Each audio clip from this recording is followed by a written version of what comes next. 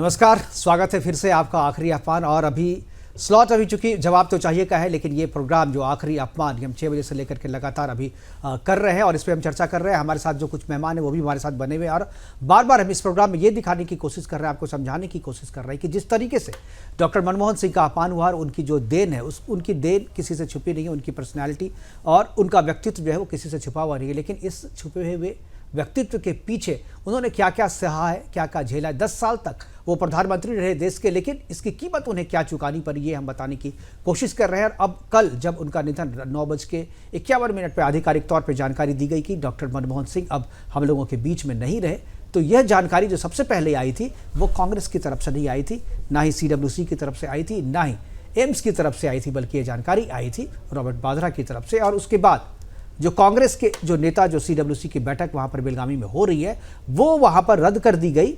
वहाँ के सारे नेता जो है दिल्ली आने के लिए तैयार हो गए, लेकिन उस बैठक में जहाँ सारे देश के बड़े नेता कांग्रेस के मौजूद थे, उन्होंने एक शब्द भी उनके शोक में प्रस्ताव पारित नहीं किया। और अब जब बीजेपी ने यानी जो कैबिनेट, मोदी कैबिनेट ने जब शोक प्रस्ताव कैबिनेट में पारित किया, स्पेशल मोदी जी ने कैबिनेट की बैठक की और उसमें उनके काम के बखान किया, उनकी जो देन है उनको याद किया और उसके बाद जो है शोक संदेश पारित किया। 7 दिनों का राजकीय शोक भी घोषित किया गया। तो अब जाकर के CWC जागी है और आगे की कार्रवाई कर रही है और लीपापोती का काम चल रहा है। लेकिन जो अपमान उन्होंने किया है वो धीरे धीरे क्रमवार तरीके से हम आपने को दिखा रहे। एक बार मैं फिर PCR से कहूंगा कि एक बार जो है वो पैकेज लावनी, मुझे लगता है कि एक बार रिपोर्ट से पहले मुझे लगता है, क्योंकि आपने जिक्र कर दिया है कि भारतीय जनता पार्टी ने जिस तरीके से सम्मान दिया है, कांग्रेस से अपेक्षा थी, लेकिन वो अपेक्षा तब पूरी होती है जब भारतीय जनता पार्टी एक कदम आगे बढ़कर वो सम्मान के लिए अपने कदम उठा देती है। प्रधानमंत्री नरेंद्र मोदी उन्होंने भी आज खासतौर से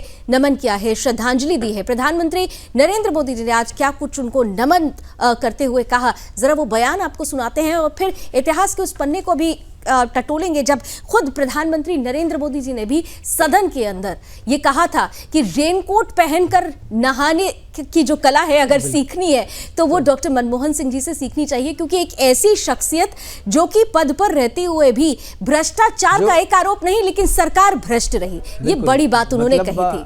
काली की कोठरी में वो गए, लेकिन उन्हें काजल की कोठरी में गए, लेकिन कोई कालिक नहीं लगी। लेकिन ये बहुत बड़ी कला है, ये बहुत बड़ी मतलब कहें जो ये सीखने की जरूरत है। हर एक राजनीति की चाहते हैं कि ऐसा हो जी। और विदु रावल जी से इस पर उनका रिएक्शन लेंगे, लेकिन उससे पहले प्रधानमंत्री ने आज श्रद्धांजलि देते हुए क्या कुछ कहा, कैसे डॉक्टर मनमोहन सिंह जी को याद किया, जरा उनका बयान आपको सुनाते हैं। पूर्व प्रधानमंत्री डॉक्टर मनमोहन सिंह जी के निधन ने हम सभी के हृदय को गहरी पीड़ा पहुंचाई है।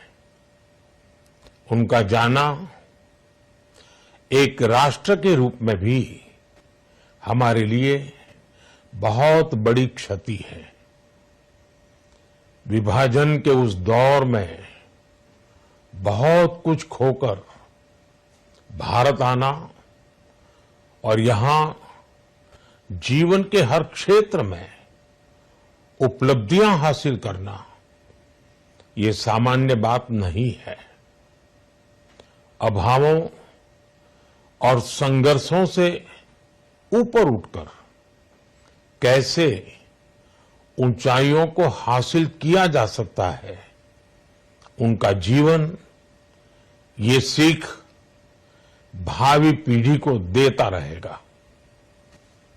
एक नेक इंसान के रूप में, एक विद्वान अर्थशास्त्री के रूप में और रिफॉर्म्स के प्रति समर्पित लीडर के रूप में उन्हें हमेशा याद किया जाएगा। एक अर्थशास्त्री के रूप में उन्होंने अलग अलग स्तर पर भारत सरकार में अनेक। तो ये प्रधानमंत्री थे और इसके अलावा हमारे साथ प्रोग्राम की शुरुआत करेंगे और हमारे साथ कुछ मेहमान नए जुड़ गए हैं। आनंद मोहन जी हमारे साथ हैं, पूर्व सांसद हैं और वर्तमान में जो है वो JDU के नेता हैं और इस मुद्दे पे हम उनसे बात करेंगे। आनंद मोहन जी, स्वागत है आपका सबसे पहले। और सबसे पहले मैं जानना चाहूँगा जो आपके अनुभव अगर कोई हो डॉक्टर मनमोहन सिंह के साथ, तो वो अनुभव साझा करें और श्रद्धांजलि देने के लिए आप जो भी कहना चाहते हैं, जिस रूप में भी आप श्रद्धांजलि देना चाहते हैं, मैं चाहता हूँ कि एक बार अपनी बात जो हमारे साथ साझा करें।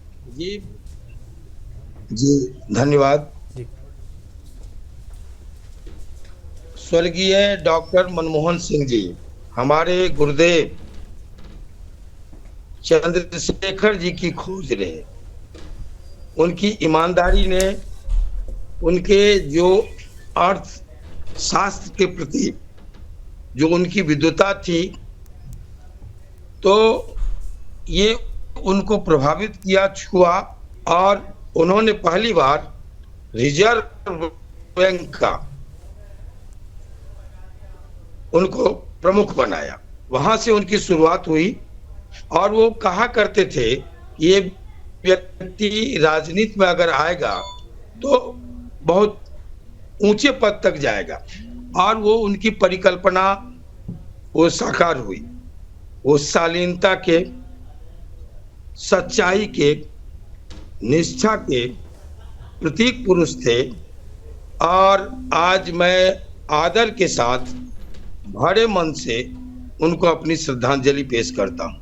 वो हर आम कार्यकर्ता के लिए रहेंगे, प्रेरणा पुंज रहेंगे, जो नीचे से चढ़ के और सत्ता के शीर्ष तक पहुंचता है। और सिर्फ पहुंचता नहीं है, पहुंच करके लोग बहुत जल्दी फिसल जाते हैं, लेकिन वो एक दशक तक बिना बोले काम करते रहे। उनका, वो बोलते नहीं थे, उनका काम बोलता रहा। वो उदारीकरण के भी प्रतीक रहे हिंदुस्तान में, और हिंदुस्तान जो एक अलग थलग था, वहाँ उदारीकरण के माध्यम से इन्होंने उसके क्षितिज पर एक मजबूत आर्थिक शक्ति के रूप में भारत को, इसके लिए भी उनको बहुत बहुत नमन है।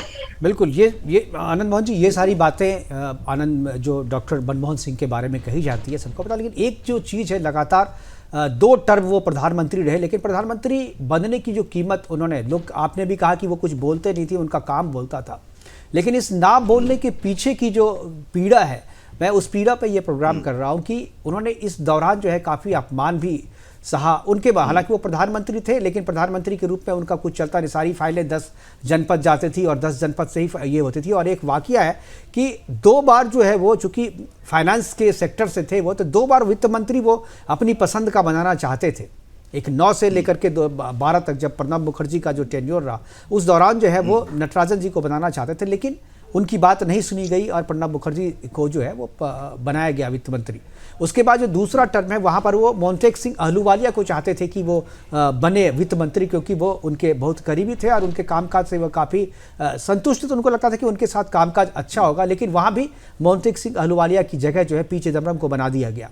उसके बाद हालांकि उन्होंने मोन्टेक सिंह अहलूवालिया को योजना आयोग का अध्यक्ष बनाया और कैबिनेट का दर्जा देकर के कैबिनेट में उन्होंने बिठाया। लेकिन क्या आपको लगता है कि एक प्रधानमंत्री के रूप में जो शक्ति होनी चाहिए, पावर होना चाहिए, वो उन्हें कभी दिया नहीं गया 10 जनपद की तरफ से, और इस वो अपमान की घूंट जो है वो लगातार 10 वर्ष तक पीते रहे?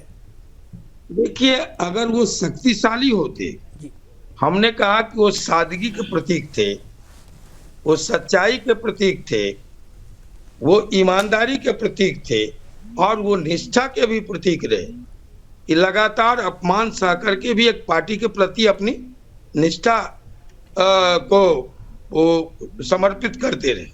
लेकिन उनके अपमान से देश अनभिज्ञ नहीं है। जब उनके फैसले को प्रेस क्लब में फाड़ के फेंक दिया गया, देश ने यह भी देखा कि जो किसी संवैधानिक पद पर नहीं थे, वो भी प्रधान फैसले को फाड़ के फेंका, तो ये देश ने देखा। ये सही है कि उनकी अपमानजनक स्थिति का कई बार, एक बार नहीं अनेकों बार उनको सामना करना पड़ा। बावजूद इसके हमने जो कहा, आम कार्यकर्ताओं के लिए, जो विभिन्न दलों के लिए वो मॉडल के रूप में, प्रेरणा के रूप में, आदर्श के रूप में याद किए जाते थे। आनंद जी, देखिए आपने कहा कि हम लोगों के लिए, लेकिन ये बात प्रधानमंत्री नरेंद्र मोदी ने भी कही थी कि अगर कांग्रेस के कार्यकर्ताओं से पूछा जाए कि आपका नेता कौन, तो शायद ही वो डॉक्टर मनमोहन सिंह जी का नाम ले। तो ये परिस्थिति कांग्रेस पार्टी के अंदर की ये बड़ी विडंबना है, और ये कोई केवल डॉक्टर मनमोहन सिंह जी के साथ नहीं जुड़ी रही।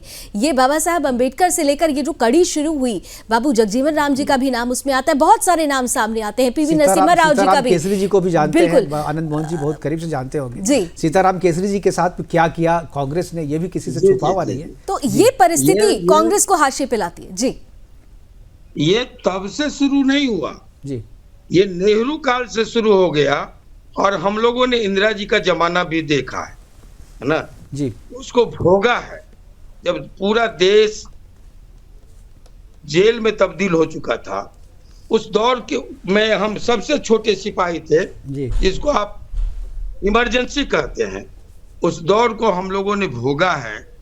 और 18 साल की उम्र में प्रेस की अभिव्यक्ति और उसकी आजादी पर जब पहरा बिठाया गया, जब इस देश में जो सुप्रीम कोर्ट पर पहरा बिठाया गया, प्रेस की अभिव्यक्ति की आजादी पर तलवार लटकाए गए, तब मेरे जैसा व्यक्ति जेल गया था जेपी आंदोलन में। आप में से बहुत लोग जानते होंगे। तो ठीक, आपने ठीक सही कहा कि ये नेहरू काल से शुरू हुआ, और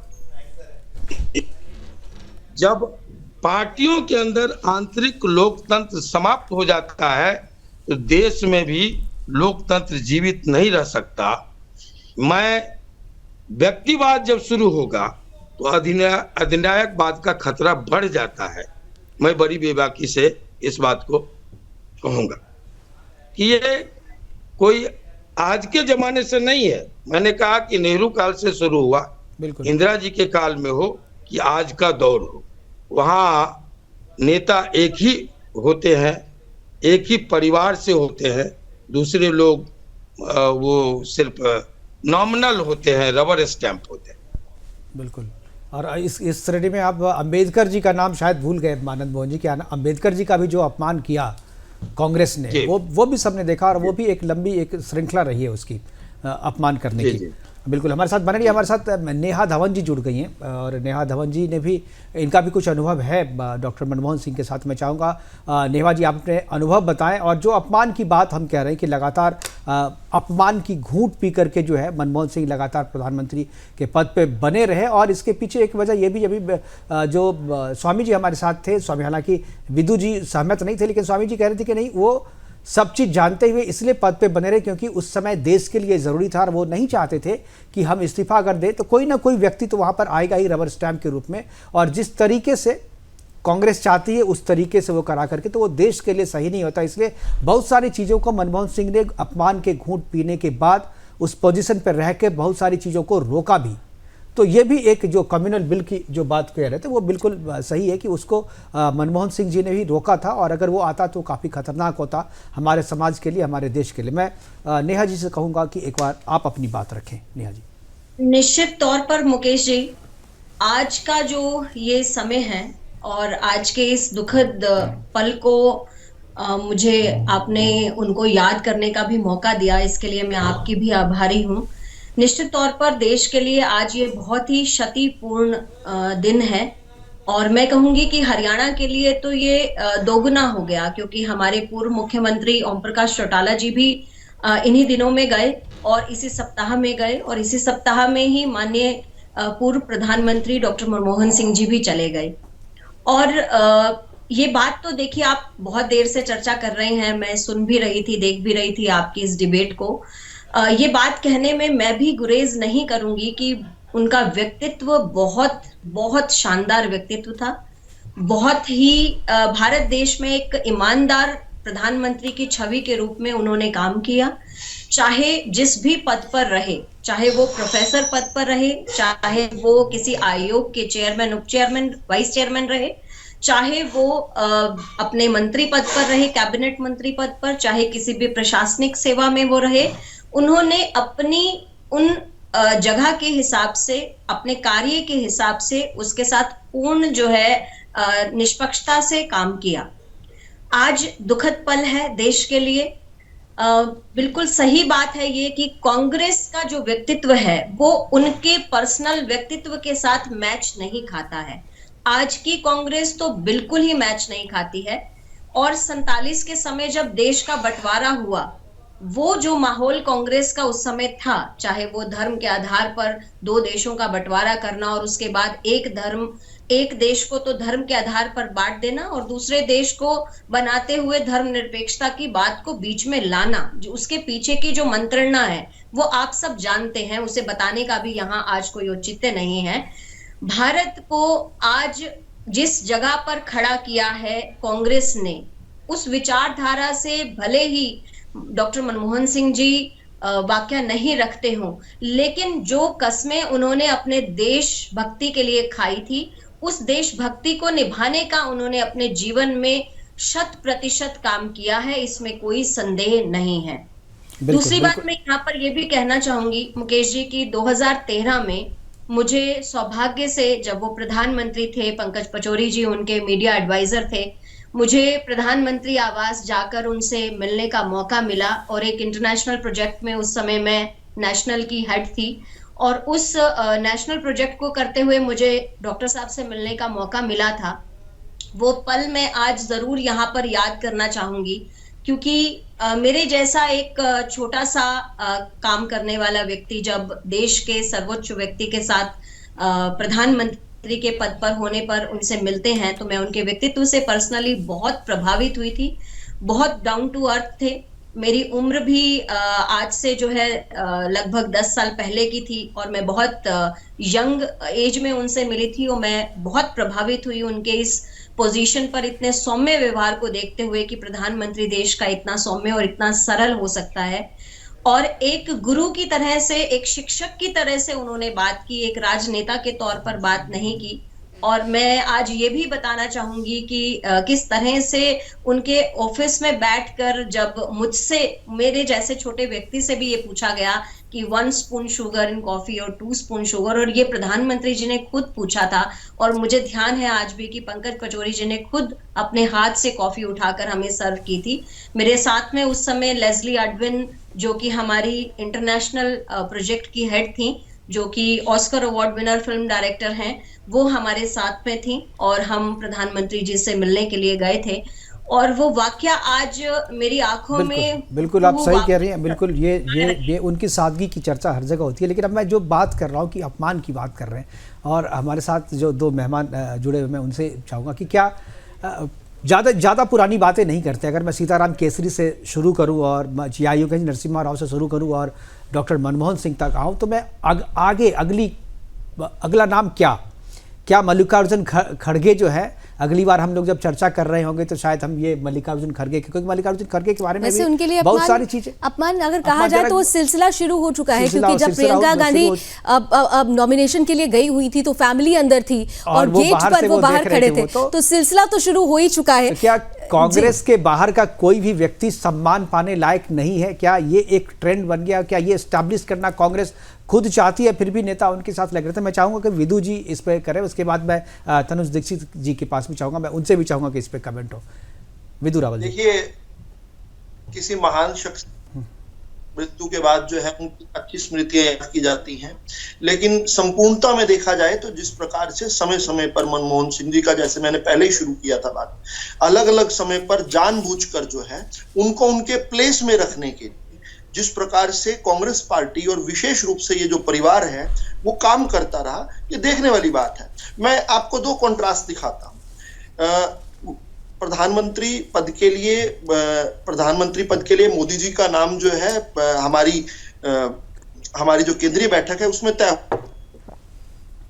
बिल्कुल,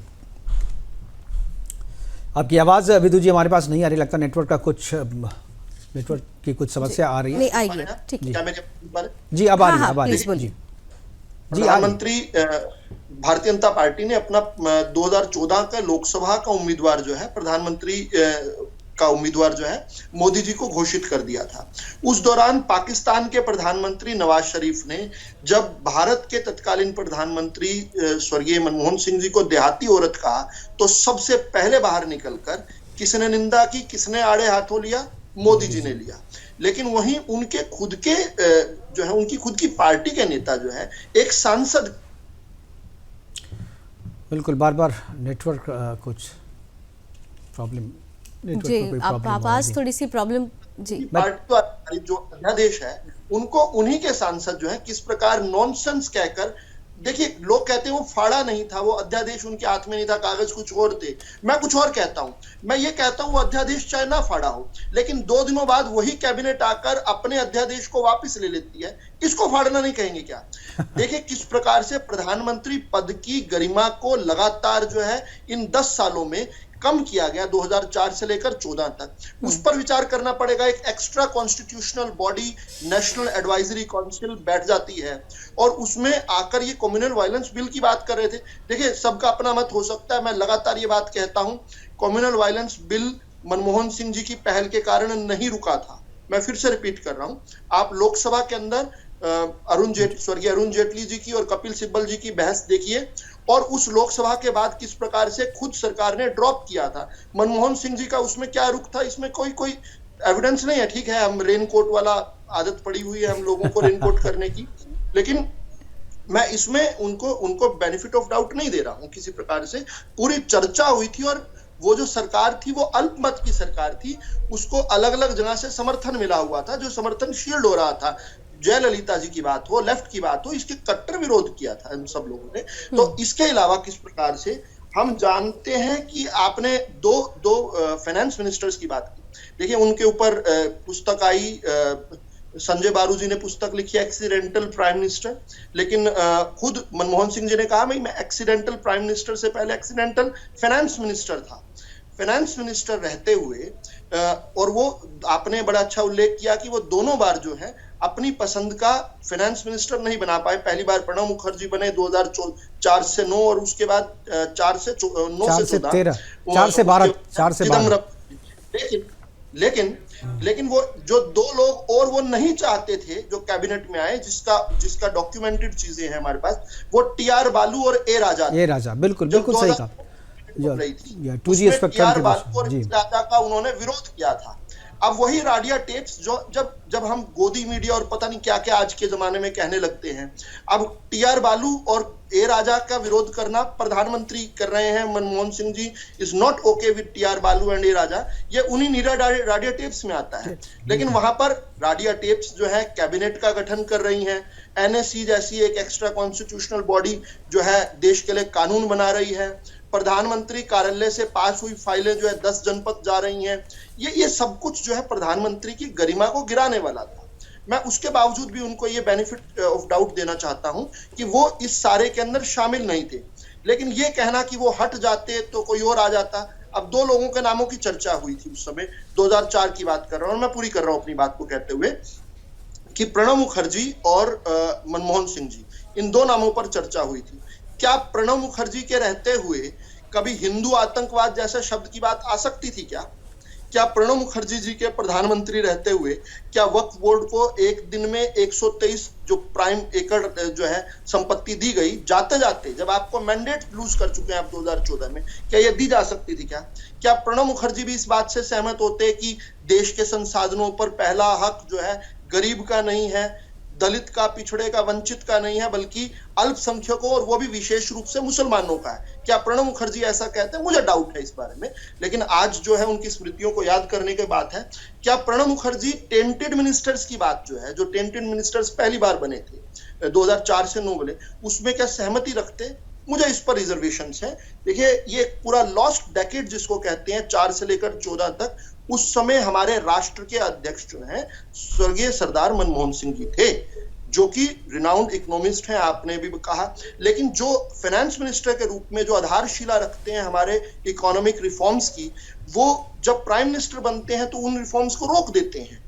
ये इस पर भी कभी ना कभी चर्चा होनी चाहिए। और फिर आपने कहा कि नहीं, वो रोकते क्यों है, वो रोकते क्यों है, बिल्कुल। लेकिन एक चीज जो मैं कहना चाह रही हूँ राहुल साहब, वो रोकते क्यों थे, उसके पीछे भी एक वजह थी और शायद वो कुछ नहीं करते थे, वो यही एक कारण था कि इसलिए टर्म भी आया। तनुज दीक्षित खास तौर पर सुन रहे हैं, मुस्कुरा भी रहे हैं। मैं आप ही के पास आ रहा हूँ तनुज जी। होते तो प्राइम मिनिस्टर होते शायद नहीं, लेकिन इसीलिए ब्रेक लेना चाह रहे हैं यहाँ पर बिल्कुल मुकेश जी। लेकिन यहाँ पर एक चीज जरूर बोल दें, इसीलिए शायद वो ये कह के भी गए हैं।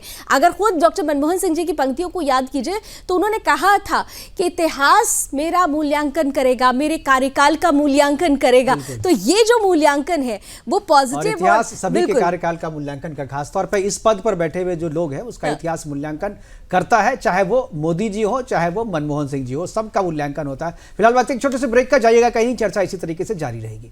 तो बात आखिरी अपमान की हो रही है। डॉक्टर मनमोहन सिंह जी हमारे बीच नहीं हैं, लेकिन आज जो उन्हें सम्मान मिल रहा है और उनके जीवित रहते हुए उनके कार्यकाल के दौरान उनका जो अपमान हुआ, आज उन्हें का मूल्यांकन करने का दिन है। और यही वजह है कि हम बड़े सवालों के साथ आज आपके बीच है। तनुज दीक्षित जी, सीधे आपके पास आते हैं। ब्रेक से पहले जो हम चर्चा कर रहे थे, जिस मूल्यांकन की बात हो रही थी कि उन्होंने शायद इसीलिए कहा था, हालांकि एक बात जरूर थी कि कई मौकों पर, अभी विदुरावल साहब ये कह रहे थे कि कई मौकों पर ये नहीं माना जा सकता है कि रिस्पॉन्सिबिलिटी उनकी नहीं थी, लेकिन जो वो मौके आया करते थे उन मौकों में हमेशा ही ये देखा गया कि डॉक्टर मनमोहन सिंह जी सोनिया गांधी की छाया रहे। अब वो मजबूरी थी या फिर मजबूती, दूसरे शब्दों में, जैसा कि अभी स्वामी जी कहकर भी गए हुए थे, आप किस तरीके से लेते हैं? क्या विदुरावल जी जो कह रहे हैं उससे आप सहमत हैं? देखिए, कहीं ना कहीं मजबूरियां बहुत थी। ये ऐसा नहीं है कि मजबूरियां सिर्फ पार्टी नहीं, देखिए कांग्रेस ही ऐसी पार्टी है जो अपने लोगों की भी मजबूरियां नहीं देख पाती, लेकिन दूसरे सभी, चाहे विपक्ष के नेता हो, उनसे जुड़े हुए लोग हो, जनता हो, सब ने उनकी मजबूरियां समय समय पर देखी और वो विवशताएं भी देखी।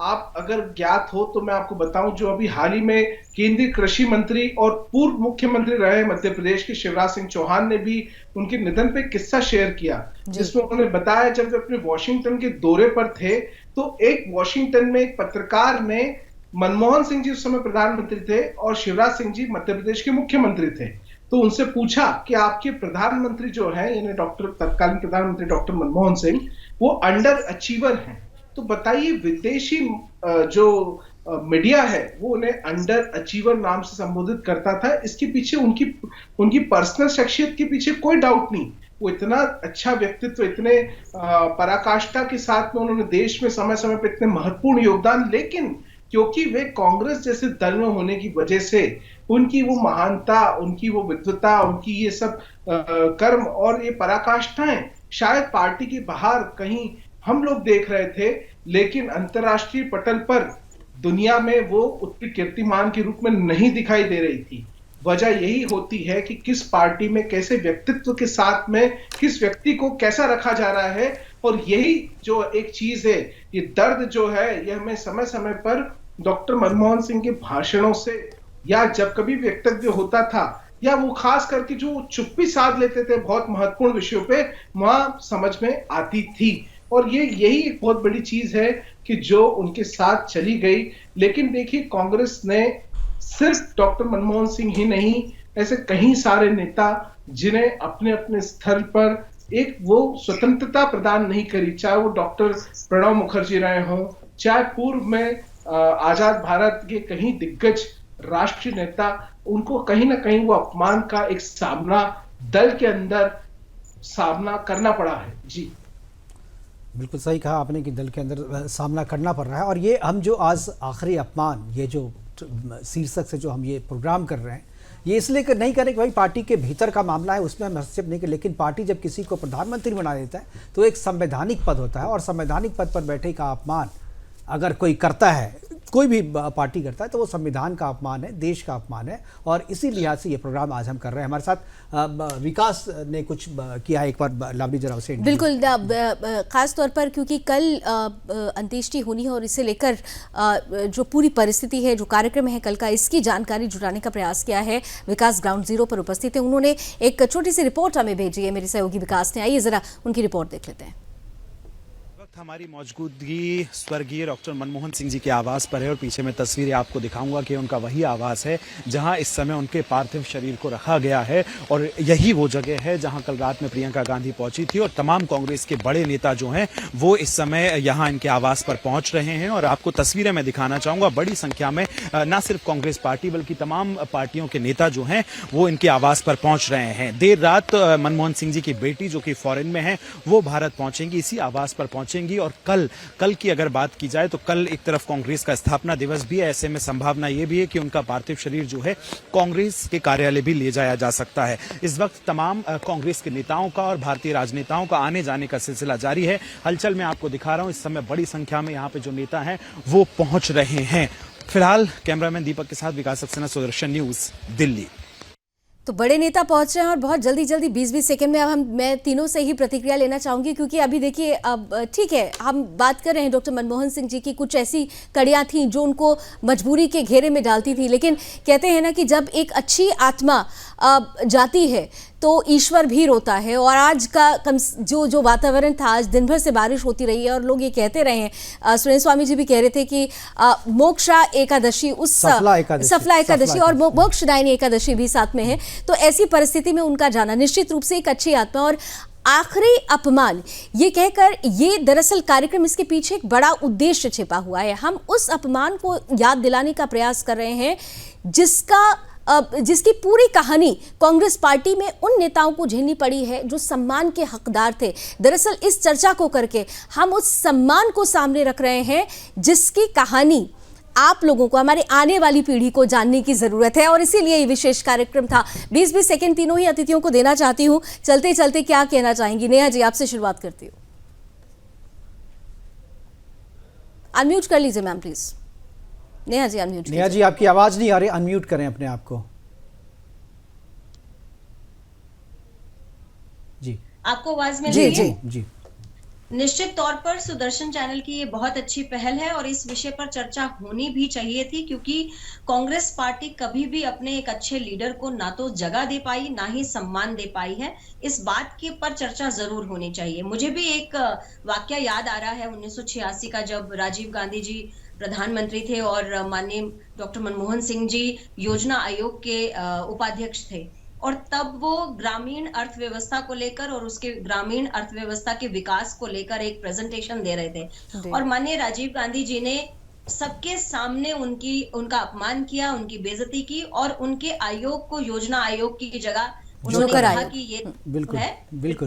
बिल्कुल यही कहा। और एक और बात मुझे ध्यान आती है कि जब वो वित्त मंत्री थे और उस समय भारत की अर्थव्यवस्था बहुत कमजोर स्थिति में थी, महंगाई दर बहुत ज्यादा बढ़ी हुई थी और कांग्रेस के प्रति अविश्वास बहुत ज्यादा था जनता के अंदर।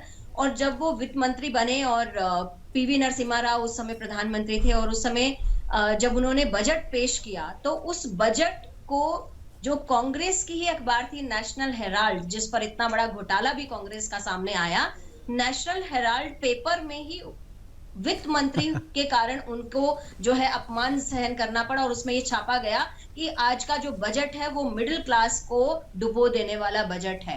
तो इस तरह की जो घटनाएं सामने आती हैं, चाहे जब बिल्कुल अपनों से ही बेरुखी का सामना करना पड़ा और ऐसी बहुत सारी घटनाएं हैं। विदु रावल जी अनम्यूट कर ले विदु रावल जी अपने आप को। विदु जी आपकी आवाज नहीं आ रही है, आप अनम्यूट करेंगे तो आवाज आएगी। जी अनम्यूट क्या जी, आवाज जी आ रही है जी अनम्यूटेड हूं। जी बोलिए बोलिए। देखिए, आप बताया कि किस प्रकार से कल मनमोहन सिंह जी की का अंतिम संस्कार जो है वो राजघाट पर होने वाला है, दिल्ली के अंदर होने वाला है, लेकिन सभी कांग्रेस वाले और प्रधानमंत्री खुशनसीब नहीं रहे। महीना यही था, साल 2004 का था, 23 दिसंबर 2004 की बात है। नरसिंह राव जी देश के पूर्व में प्रधानमंत्री रहे, कांग्रेस के अध्यक्ष रहे।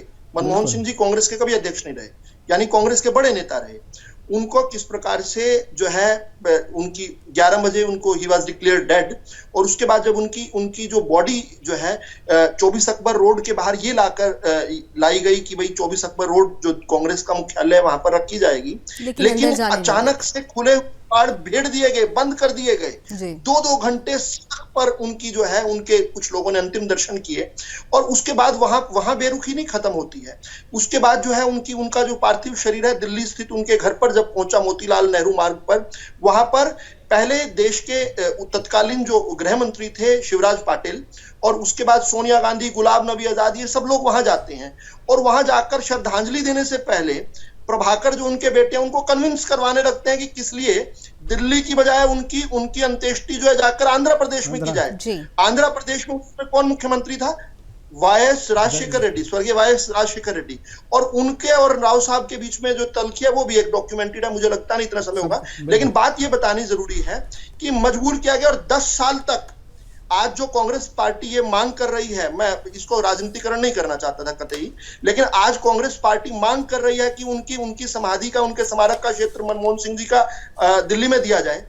10 साल तक कांग्रेस की सरकार में नरसिंह राव जी की समाधि का क्षेत्र दिल्ली के अंदर नहीं रखने दिया गया। बिल्कुल यही काम अंबेडकर जी के साथ हुआ था। 6 दिसंबर 1956 को उनकी जब मृत्यु हुई, नेहरू जी जाते हैं उनके घर पर और उनकी पत्नी को, सविता जी को, अंबेडकर जी को कहते हैं कि इनको दादर ले जाओ।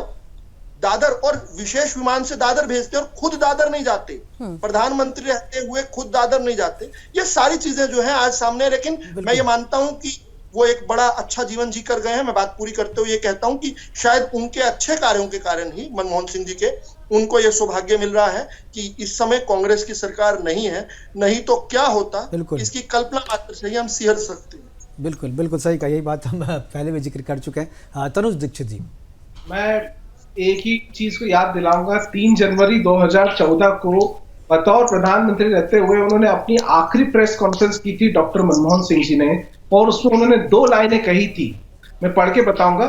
मैं ईमानदारी से मानता हूं कि इतिहास मेरे प्रति समकालीन मीडिया या संसद के विपक्षी दलों की तुलना में अधिक दयालु होगा।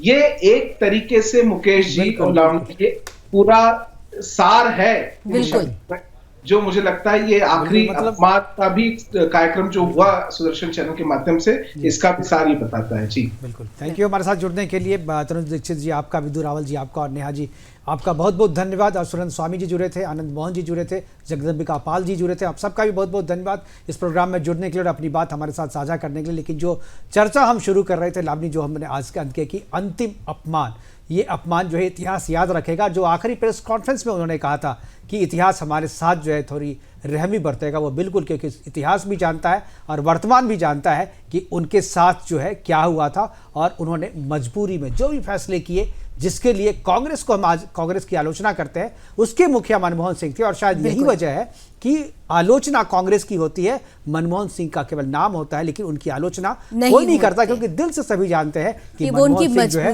वो ईमानदार थे, मजबूर थे और देश को बचाने के लिए जो भी हो सकता था उस दौरान उन्होंने किया। फिलहाल बिल्कुल आप सही कह रहे थे। और क्योंकि चलते चलते ये जरूरी है, इतिहास से वर्तमान बनता है और वर्तमान से भविष्य बनता है, इसलिए आने वाली पीढ़ियों को ये आखिरी अपमान, इसका मूल्यांकन करना जरूरी था। और इस कार्यक्रम को रखने का उद्देश्य भी यही था। वर्तमान की कांग्रेस अतीत से तो नहीं बदल पाई, लेकिन वर्तमान की कांग्रेस क्या भविष्य के लिए बदलेगी, ये भी बड़ा सवाल है। अगला नाम किसका होगा? हालांकि मुकेश जी ने मल्लिकार्जुन खड़गे का जिक्र कर दिया है और सिलसिला शुरू भी हो चुका है, लेकिन मूल्यांकन कांग्रेस को करना होगा। अगर इतनी बड़ी बड़ी बातें सामने आ रही हैं तो जिन्हें आप मार्गदर्शक मानते हैं उन्हें दिल से वो स्थान भी दीजिएगा। उम्मीद करते हैं ऐसे ही होगा। विशेष प्रस्तुति में हम दोनों की तरफ से बस इतना ही। देश और दुनिया की तमाम खबरों के लिए आप जुड़े रहिए सुदर्शन न्यूज के साथ। नमस्कार।